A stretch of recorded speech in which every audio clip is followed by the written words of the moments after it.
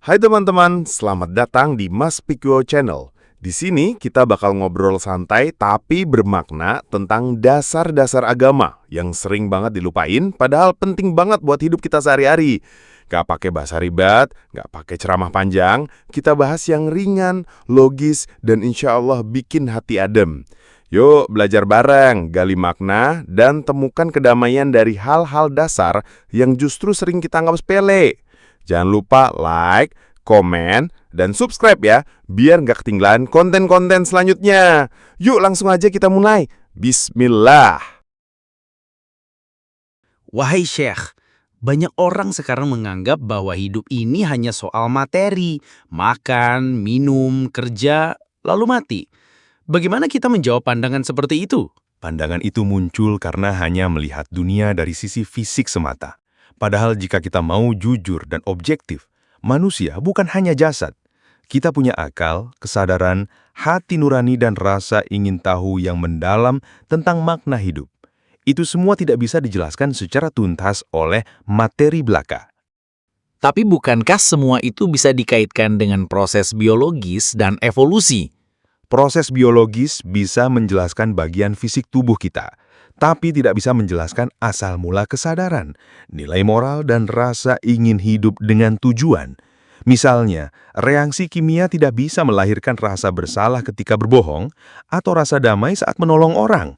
Apakah batu bisa merasa berdosa? Tidak bisa. Maka, kesadaran dan moral datang dari sesuatu yang lebih tinggi dari sekedar materi. Jadi keberadaan hati nurani dan kesadaran itu adalah bukti adanya Tuhan. Betul. Hanya Tuhan yang bisa menjadi sumber dari kesadaran, nilai moral dan tujuan hidup. Tanpa Tuhan, maka semuanya menjadi relatif. Membunuh, mencuri atau berdusta bisa dianggap benar atau salah tergantung siapa yang berkuasa. Tapi kita semua sepakat secara fitrah bahwa keadilan itu benar dan penindasan itu salah. Ini menunjukkan adanya hukum moral universal yang berasal dari sumber moral tertinggi. Apakah Al-Quran menjelaskan hal ini? Ya, Allah berfirman dalam surah Al-Mu'minun ayat 115. أَفَحَسِبْتُمْ أَنَّمَا خَلَقْنَاكُمْ عَبَثًا وَأَنَّكُمْ إِلَيْنَا لَا تُرْجَعُونَ. Apakah kamu mengira bahwa kami menciptakan kamu secara main-main dan bahwa kamu tidak akan dikembalikan kepada kami?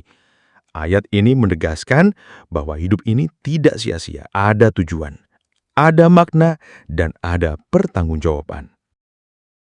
Jadi kita tidak boleh melihat hidup ini hanya dari sisi duniawi. Benar.